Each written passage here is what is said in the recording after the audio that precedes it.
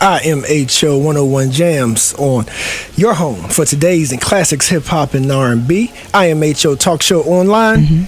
During the breaks, if you want to hit us at the station, 434-422-9101. And I know you will, because our guest for this hour is a conversation starter. He is here with us, Sir Charles. Miss Max. Razor.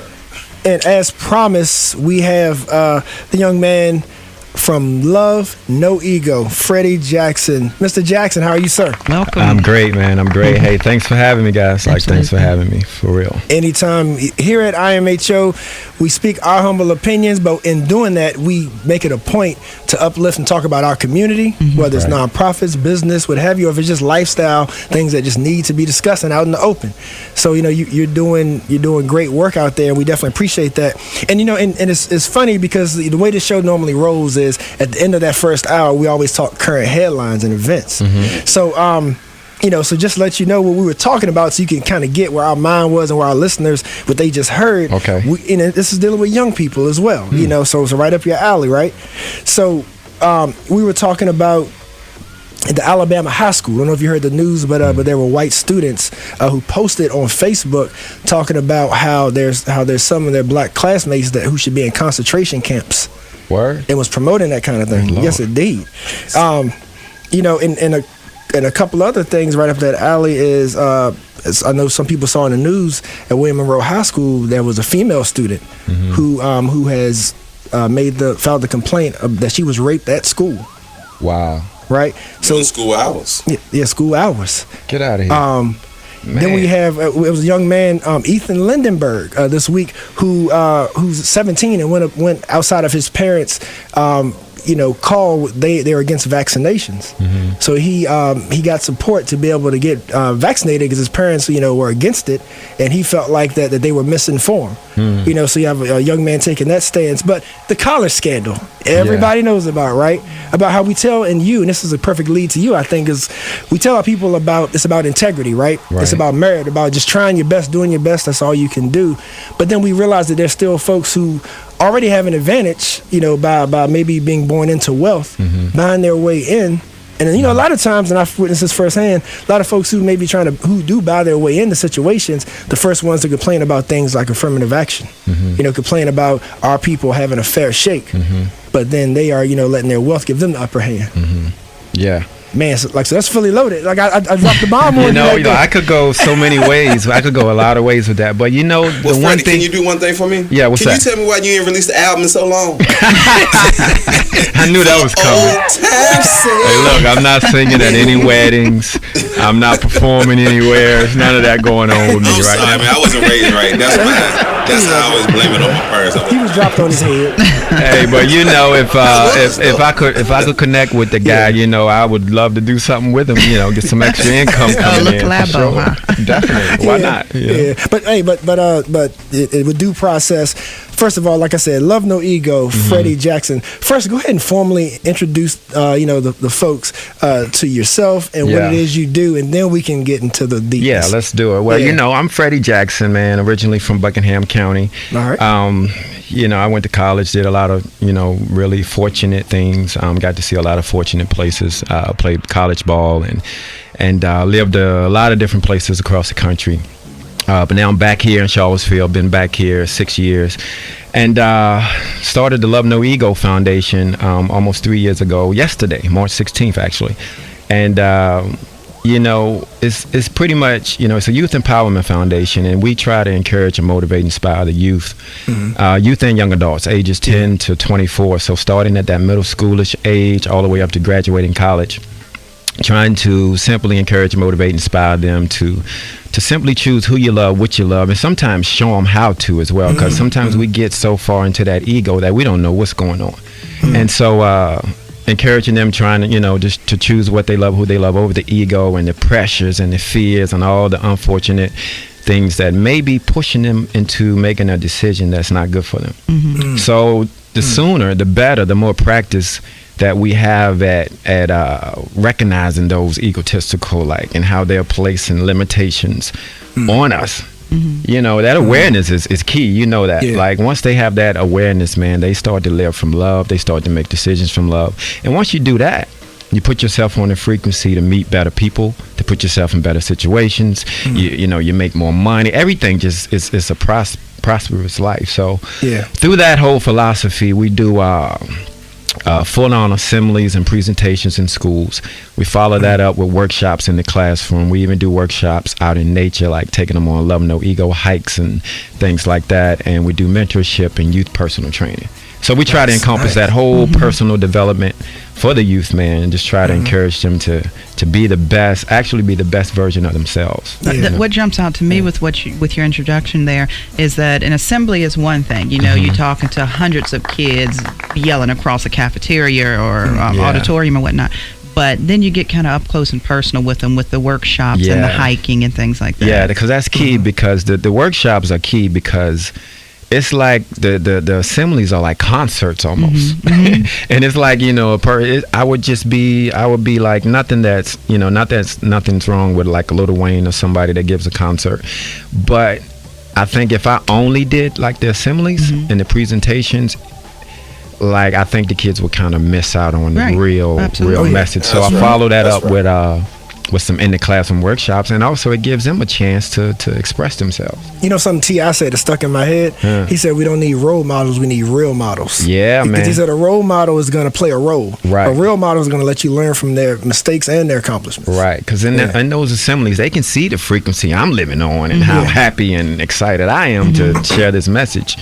But when I get them in that classroom and it's like, 30, 40, maybe even like 5 of them at a time, it's really engaging, and really that's where you see the true sparkle like in their eye, and you see they get it. So how easy is it for them to for you and for them to like break down those barriers to talk about my friends having sex and they... it's with me, I don't know, like I've been fortunate, like I have a good time with them. And you guys know, kids can tell if you're authentic or not. Yeah, if you're genuine, like a pit bull. Yeah, like they pick it up. So I come in, I'm open with share some of my experiences, and I kind of relate to, say, if I'm talking to 5th graders, 8th graders, I kind of take myself back to that time and some of the challenges that I had. And how I made decisions from my ego, and what it cost me. So I think it kind of puts everybody on a level feel. That's good, because you have to connect. You have to connect. Yeah. Max, I got a question. I want to go a little deeper than what you said. Now, this is for my own understanding. All right, when I was a kid, we used to wait till nobody was home and then sneak in our dad's closet and take the Playboys and the nudie magazines, right? But for these kids nowadays, because everybody has a cell phone or a tablet, there's access to things like Pornhub, for middle schoolers and stuff. So underage pregnancy has always been an issue for the African American community. How do you find that level ground? Because, being inquisitive about sexual experiences is nature. That's God himself. So how do you find that avenue to where it's the exposure that they have, they can see any and everything on the internet, right, to what their bodies may be going through, and you being able to tell them, okay, this isn't evil what you're feeling, but you need to be able to put some reins on this. Right. But then you have all this sexual stuff going on around them. How do you manage that? And because if I was a young kid, I'm being honest, if my parents was to ask me and say, look, we want to have open conversation, we want to be able to talk, and this, that, and other, do you know porn? I'm going to lie. You know what I'm saying? I mean, like straight up, no, that's not, that's nasty. And then go on by and do whatever I do with my friends or whatever, and talk about whatever. How do you, what you do, how do you find that medium ground? Or for the person that's listening, how do they talk to their child so that they know they can keep that open line of communication? Well, I have, it's a number of things, but I think this may be a good place to start. I have 3 principles that I always preach. Love over ego, love over fear, and communication over conflict. And like I sat down and I have these workshops with these kids, and we talk about a lot of different things, including sex, and just kind of growing up from that middle school age, going into high school, and all the pressures surrounding it. So I get them to see, I do my best to get them to see that they're actually created from love, for love, to love. And I get them to see, like, for example, I could ask you guys a question, like, why is it that we are Like, why is it that we go up to Carter Mountain and we can sit there for 2 hours and watch the skyline? Why is it that everybody needs a vacation? Why is it that we itching and earning to go on vacation? Why is that? You know why? Because that natural sense, that natural element is like love, and that's what we were created in. So guess what? It's always going to pull on you. Right. Now, the next step, you know, love over ego, love over fear, communication over conflict. Nobody's exempt from the conflict. Nobody's exempt from the challenge and the pressure. So what are we going to do here? Like, are we going to just stay in the conflict? No, you got, like, our slogan is the courage to be you. So we have the courage to fuss, to fight, to push people away. We have the courage to kick, to bully. We have the courage to talk a lot of smack. We have the courage to pimp, this, doing that. We got everything. We got all the courage except to be ourselves. So we need to push that on the youth, honestly. Like, be the best version of yourself. You don't have to stick your chest out and do all this and that. You know, if you are comfortable and you have the courage and you feel it within, like, you can just walk out and smile, and then you won't choose to stay in the conflict. So when those sexual things and those hard to discuss topics come up, you know, it's easier. I don't want to say it's easy, but to sit down from across from a kid or from a group of kids, and they see the communication over conflict. Like, they say, you know what, I got goals, because we talk about goals too, and we kind of have those goals sitting up over on the wall over there, and we look at it like, hey, this is what we're trying to achieve here. Do you think, like, by sitting in this conflict right now, like, are we going to get to that goal by doing this? So we have to encourage them and be genuine, like, with the courage. Like, we can't be BSing, man. Kids know. They're shut down. How does peer pressure gain so much steam then? Because, I mean, it's to the point where it's almost like a natural thing. Yeah, the peer pressure, man, they get it from so many angles, though, you know? Like, it's coming from music, it's coming from competition. You know, competition is, I had to learn this myself, and it's still a daily practice for me, because I was one of the most competitive guys ever. And competition doesn't tell you and show you that fine line between confidence and ego. You know, you can bounce all around on both sides very easily doing one little game or, you know, participation series, you want to call it. But, you know, when you operate from confidence, like, I know, like, even when I lose, dude, like, I'm going to win. Yes, man. You know, like, the scoreboard might say I lost. Right. You know, I lost. We don't play 3 outs. Yeah. We play tie win. I think another thing that's important when we talk about finding that medium of being able to talk to our kids about the different pressures they face is creating a trusting environment, and then being able to trust the parent to talk to them about them. You know, like, I got pretty much teenagers, and for a minute there, like, they was lying to me about everything. Like, the sky's green, you know, like, everything. And but it got to the point where I was like, listen, trust me with whatever the answer is. Don't count me out before we've even had the conversation. And that kind of opened up the doors for us to be able to talk about more serious stuff. Absolutely. That trust, that safety, that trust provides a safe environment for them to kind of let go. And you can't ask for the trust and then flip out when they tell you something that you don't want to hear. You can't. That's big. That's big, Max, like, for sure. All right, so Freddy, what we're gonna do? We're gonna take a quick break. We're gonna get right back to you, because this is great discussion, man. For sure. You know, I think you're in your comfort zone talking to us about this. Oh yeah, I do it all the time. So, you know, it's a great thing. It's a great thing. I'm fortunate. Yep. So during the break, y'all hit us up 434-422-9101 or online IMHO Talk Show, and we are joined by Freddy Jackson from Love No Ego. IMHO. I had to. Hold on. Let me find out, Max. Always trying to surprise somebody with something. What? I told y'all thought it's me. It's not me, man. Let me find out Max acting like Cardi with the braids. I am a Christian woman. Until you hear, get ready for the 9-9 and 2 trade. Fred, he can't do nothing with us, man. I told you we were gonna act a fool. I love it, man. I love it. Now we are back. We are back with Love No Ego's founder, Freddy Jackson. And so Freddy, I know you mentioned the young adults and younger. So what exactly is your demographic as far as race, age? So, you know, it's a very inclusive message. That's why, you know, I called it Love No Ego, because I wanted it to be very inclusive. I wanted everybody. I didn't want any type of division. That's what I'm talking about. I didn't want anybody to slice a wedge in between it and say it's not for them, it's not for this, it's not for that. That's what the ego does anyway. So so we serve, starting at around ages 10, middle school, all the way up to graduating college, so 10 to 24 years of age. Okay. And we kind of gear the message towards our audience. We can get a little bit more intense as the groups get the people we serve and get a little older. Mm-hmm. Yeah. Even get calls from elementary schools now.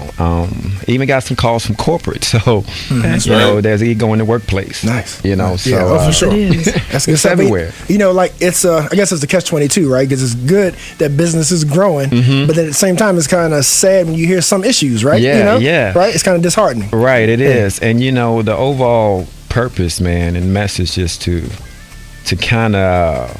We have all these categories that we focus on. I call them categories of life. We got, and they're important. Black, white, we got race, we got political party affiliation, we got Buddhist, Baptist, this, that.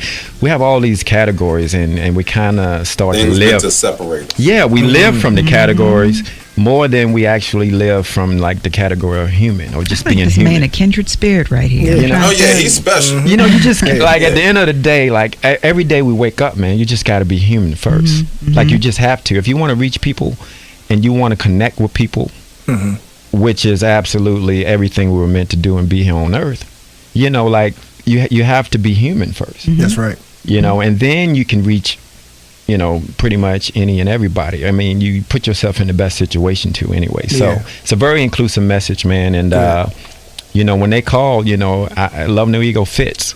So I kind of go where I need to go. But my target is ages 10 through 24. I think if we can catch them at that middle school age where they start to feel what they feel and start to, notice like their identity and whatnot and which route they want to go. And that's very confusing time for them. It is. Right. Especially with maybe an absent parent in the household. Oh, yeah, big time. So, we want to help them be the best version of themselves, man, at the end of the day, for sure. So Freddie, let me push on you a little bit. Yeah, and be very direct. And be very direct with you. So, like with those news topics that we were talking about. So we still have this issue with, and I'm going to speak to you as a young black man, right? So I'm watching the news, right?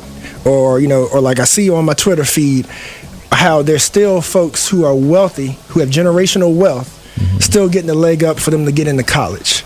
Or I'm still seeing my brothers, being killed by police when camera is showing that they were innocent and there could have been a different turnout. Yeah. Right. So me as a black male, if I'm coming to you and I'm presenting that, because I heard what you said and it sounds good to me, it's titillating and all that, it's very well spoken, but I'm a black male, let's say that I'm in Buckingham, predominantly white school. And if I'm there and I'm trying to be me, I'm trying to be the best I could be, but I have all these pressures on me, man. You know what I'm saying? And it's like, and I'm constantly got to prove myself. So I got to be myself.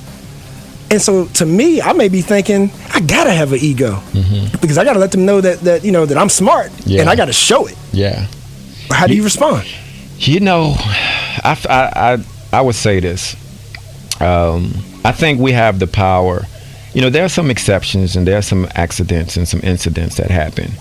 But I do believe that we, like all people, and us being like black and African American community, like I think we were the impossible race. Like we have to overcome, and then once you think you've overcame, you got to overcome like 10 more times. You know what I mean? So, but I do think like we have the power to like attract what we want into our lives.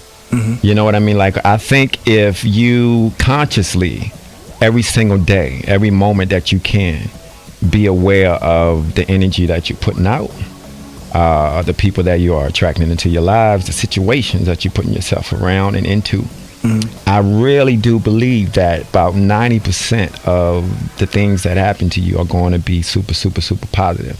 And there are those things which you just pointed out that kind of puts a dark cloud over that and can be challenging for that youth or anybody, specifically black in that situation. You have to look back on it and think how the country was built.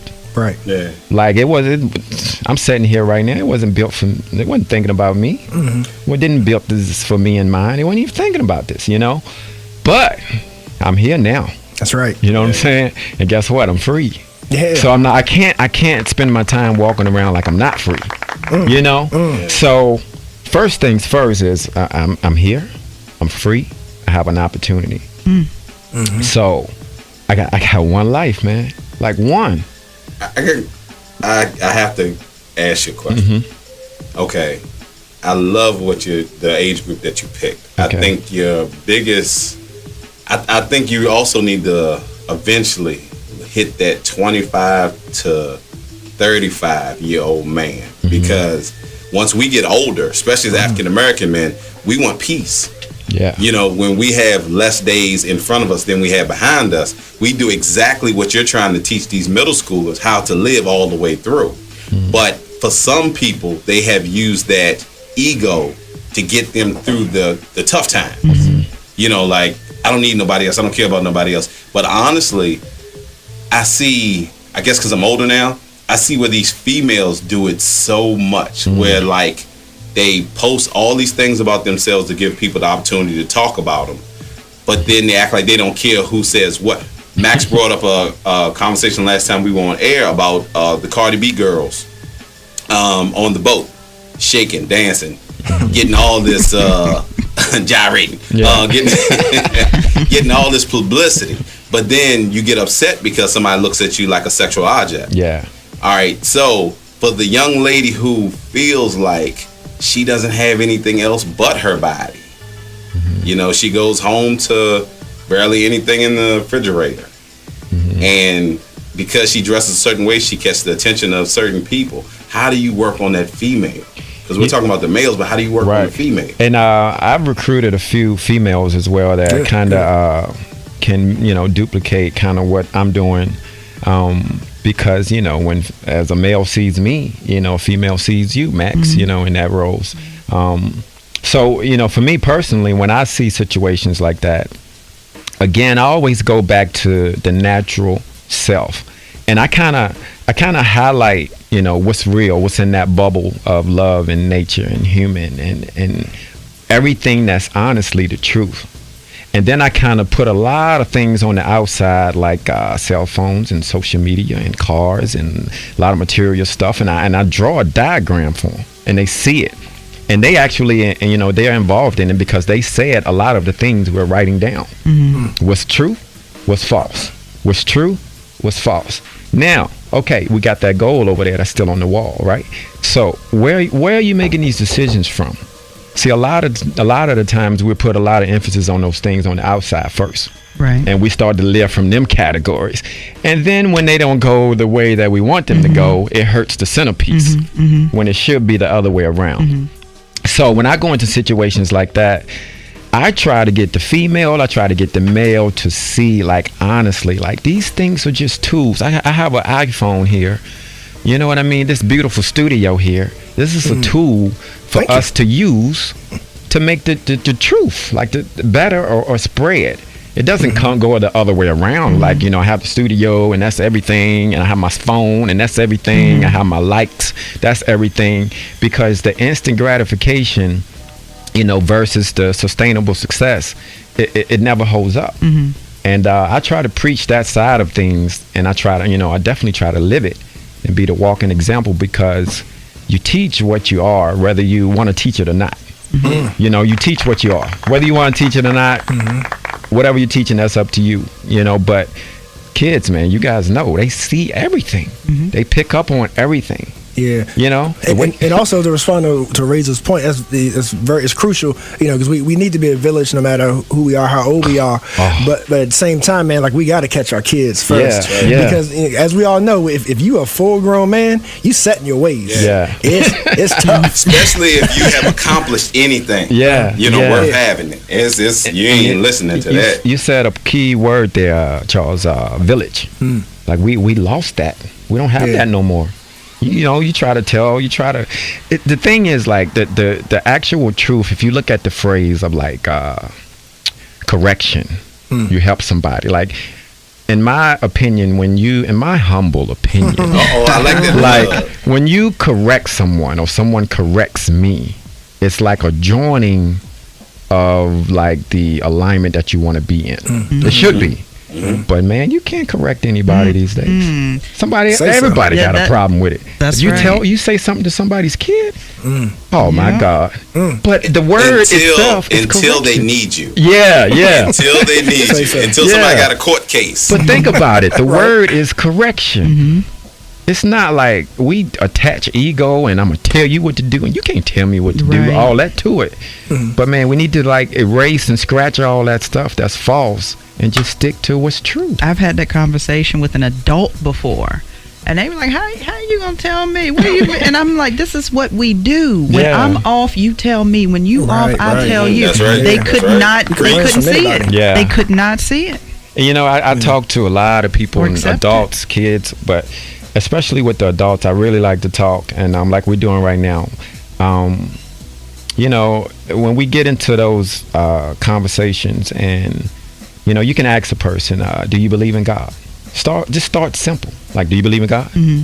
They'll say, "Yeah, of course I do. What's wrong with you?" You know, and then I say, you know, "Well, what do you think God's purpose is?" And like, what do you think His plan was of creating all of us? You know, because everything else that you see out here, the tools, we created that. Right. Like we did that. God didn't create a Democrat or Republican. You know what I mean? Even though a lot of things have been created, like just something as powerful as detrimental as slavery, twisted everything up, everything. And that's going to go on into, what's that, 400 years? So it's going to take another 400 years for it to go. Yeah. Say so. Yeah. You know? So you're always going to be dealing with somebody that learned that behavior. You know, you could be living such a glorious life, and one day you come outside, you just run into the wrong person who learned this. I got one last good question. Yeah. Okay. When it comes to the ego part, I own a business where I have a lot of children that come in there that are mixed. And I had one kid talk to me, and he said, "My dad tries to teach me what a strong black man is and everything that comes with that." He said, "But that's not me. Why should I have to give up one of my parents?" Yeah. So if my dad was white and my mom was black, well, you know, why am I considered black? He said, "I'm not black." Yeah. You know what I'm saying? Why should I have to give up one of my parents? And I got some calls last week because it actually has changed my mindset. Like, that's not a black man. That's not a white man. They have their own identity. Yeah. So I had some friends of mine that had mixed kids call me and say, "Hey, dude, I don't agree with what you say." And I explained to them where I developed that from. It was a 15-year-old kid that enlightened me. Yeah, that's awesome, man. Yeah. That's something great. Like, you know, when I hear things like that, and a kid like said something monumental like that, Right. man, like I try to throw some fire on This that was spark. this was an autistic kid with ADHD. Oh man, oh that's So it was incredible. beautiful, man. Like my eyes watered up, and I was like, man, Yeah. like we're missing something with all this technology. We're missing something. Yeah, we need to encourage that kid to like write and do something, or Yeah, you know what I he's mean? special. He's thinking special. on a different frequency, so that's awesome. Yeah. For sure. You know. So, Brother Freddy, Yeah. before we let you go, though, man, you have a pretty big event coming up, right?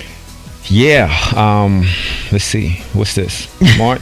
Yeah, man. March 17th. 17th. St. Patty's Yeah, it's my dad's birthday. Happy Oh, birthday, nice. Dad. Shout out. Yeah, we hung out in Buckingham, and he's 70 years old today. Happy Leprechaun birthday. Jackson. That's right. Yeah. But yeah, I have let's see, book social and signing next week at the library. The We second need one. at the second book signing thus far since the release of Love No Ego, Where Are You Living From? All right. It's a book just again, you know, fitting that whole philosophy of love no ego, and it brings a lot of things to light about why you make the decisions you do, like everyday decisions, you know. So yeah, the book's social and signing coming up. If I could, I'd just shout out the website, Please. lovenoego.org. We have an events calendar on there. A lot of things going on. I'm going to a lot of schools. We're putting together some Love No Ego hikes for the spring, for the summer. Getting kids out in nature, letting nature play its part in helping us fulfill that philosophy. So go to the website, definitely, and check it out. A bunch of events going on. A lot of volunteer opportunities, a lot of ways to get involved. And just see what we're all about and the impact we're making on the community. You're a special guy, man. Hey, appreciate it. Special work. Appreciate it. hey, I couldn't get the message out if it wasn't for wonderful Appreciate people like that. you know. Well, thank you. Yeah. And that's what we're here for, right? You know, I mean, at the end of the day, man, like we gotta really like push each other out there and glorify like the other things that people bring to the table, because our uniqueness is the gift. That's what the opportunity is. You know? That's right. Now, how can the folks reach you? On the website again, lovenoego.org. Everything's there. You can follow me on social media. We put up motivational things all day, every day. Yeah, beautiful website, man. Oh, thank you. You'll see kids all over there having a good time. Read the comments and the testimonials from the schools and the teachers.